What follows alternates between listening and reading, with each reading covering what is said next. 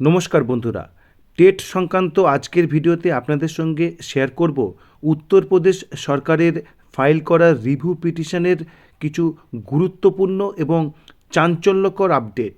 কেন চাঞ্চল্যকর বলছি সেটাও বুঝতে পারবেন।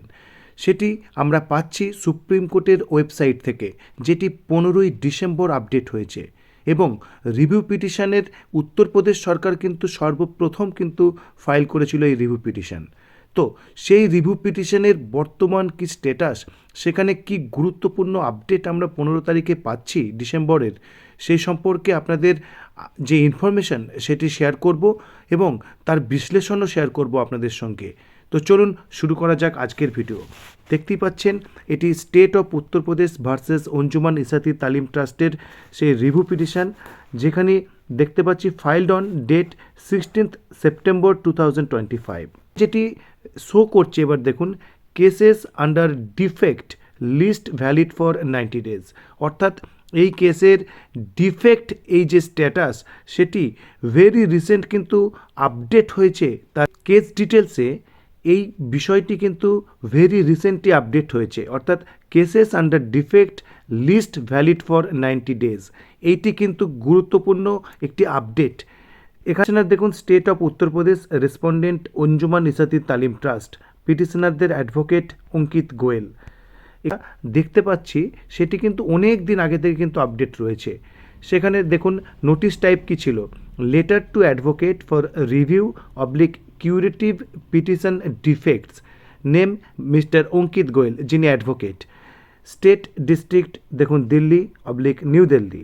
ইস্যু ডেট, এই নোটিশ ইস্যু করা হয়েছিল 19 সেপ্টেম্বর, যেটি যে রিভিউ পিটিশনস ফাইল করা হয়েছিল তার কয়েকদিনের মধ্যেই এই নোটিশ ফাইল করা হয়েছিল এবং রিটার্নেবল ডেট ছিল 3 নভেম্বর 2025। এবং আমরা তখন থেকেই শুনছিলাম যে ডিফেক্ট রয়েছে, পার্টিকুলার কি ডিফেক্ট রয়েছে সেই ইনফরমেশন সুপ্রিম কোর্টের যে পোর্টাল বা ওয়েবসাইট সেখান থেকে আমরা পাচ্ছিলাম না। এবং এই যে ডিফেক্ট যেটি আইডেন্টিফাইড হয়েছিল কয়েকদিনের মধ্যেই, সেই ডিফেক্ট কি 3 নভেম্বরের মধ্যে মিট আপ করা হয়েছিল, এবং যদি হয়ে থাকে তার ডিটেলস কি, এই তথ্য আমরা একবারে স্বীকৃতভাবে পাচ্ছিলাম না। বিভিন্নভাবে আমরা সোশ্যাল মিডিয়ায় জানতে পারছিলাম যে হ্যাঁ, উত্তরপ্রদেশ সরকার ডিফেক্ট ক্লিয়ার করেছে এবং যা প্রয়োজনীয় পদক্ষেপ তারা সেটি নিয়েছে, কিন্তু এই যে কথার রিফ্লেকশন সেটি আমরা পোর্টাল বা ওয়েবসাইটে আপডেট পাচ্ছিলাম না, যেটি এবার আপনাদের সঙ্গে শেয়ার করব। 15ই ডিসেম্বরে গুরুত্বপূর্ণ কিছু আপডেট এই কেস ডিটেলসে অ্যাড হয়েছে। তো চলুন দেখে নিই সেগুলি। প্রথমেই দেখুন যে ডিফেক্টের মধ্যে যে লিস্ট বেরিয়েছে সেখানে 5টি ডিফেক্ট শো করছে এবং আপনারা দেখুন সেই ডিফেক্টগুলো কি কি। প্রথম সিরিয়াল নাম্বার দেখুন, ডিফল্ট কি, এনি আদার ডিফেক্টস এই ক্যাটাগরির মধ্যে পড়ছে। রিমার্কসটা খেয়াল করুন, কজ টাইটেল ইজ ইনকারেক্ট, অর্থাৎ রিভিউ পিটিশনের যে কজ টাইটেল সেটি ইনকারেক্ট। নোটিফিকেশনস ডেট দেখুন 15ই ডিসেম্বর 2025। এবার আপনাদের সঙ্গে শেয়ার করব second defect, extra ordinary inherent জুরিসডিকশনস written everywhere instead of inherent jurisdiction.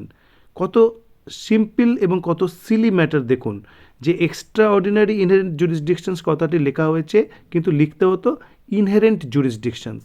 Notifications date দেখুন 15 ডিসেম্বর 2025। তারপরে 3 নম্বর ডিফেক্ট দেখুন, court fees not given for the applications e filed. Court fees দেওয়া হয়নি ই ফাইলিং করার জন্য। 15ই ডিসেম্বর 2025 এর নোটিফিকেশনস ডেট। তো চলুন এবার দেখে নিই 4 নম্বর ডিফেক্ট কি। দেখুন 4 নম্বর ডিফেক্ট কি রয়েছে, some paragraphs are bold and underlined. এটি ডিফেক্টের মধ্যে পড়ছে। Notifications date 15 December 2025। 5 নম্বর দেখুন, যে affidavit is not correct. Notifications date দেখুন 15ই ডিসেম্বর 2025।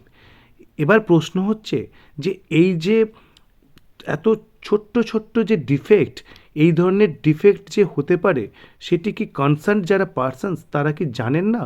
তারা কি এ বিষয়ে কি যথাযথ প্রস্তুতি না নিয়ে কি তারা রিভিউ পিটিশনস ফাইল করেছেন? এই প্রশ্ন কিন্তু উঠছে। এবং যদি হয়েও থাকে, সেই ডিফেক্টের যে কারেকশানস এবং কারেকশানের যে রিফ্লেকশান, সেটি কত দ্রুত আমরা দেখতে পাবো, সেটিই কিন্তু এখন প্রশ্ন। তো এই বিষয়ে কিন্তু সংশ্লিষ্ট সকলের দৃষ্টি আকর্ষণ করা হচ্ছে এবং এ বিষয়ে পদক্ষেপ যাতে শিক্ষক সংগঠনরা নেন, যাতে অতি দ্রুত কিন্তু সরকারি তরফে বিভিন্ন রাজ্যের যদি কোনো ডিফেক্ট থাকে রিভিউ পিটিশনে, সেটি যাতে মিট আপ হয়, সেই জন্য কিন্তু সকল শিক্ষক সংগঠন সকলকে কিন্তু এগিয়ে আসতে হবে। তো এই ছিল আজকের আপডেট। পরবর্তী আপডেটের জন্য অবশ্যই চ্যানেলটি আপনারা সাবস্ক্রাইব করুন এবং ভিডিওটি যদি আপনার ভালো লাগে লাইক, কমেন্ট এবং শেয়ার করুন এবং এ বিষয়ে আপনার কি মতামত সেটি অবশ্যই কমেন্ট করুন। ধন্যবাদ।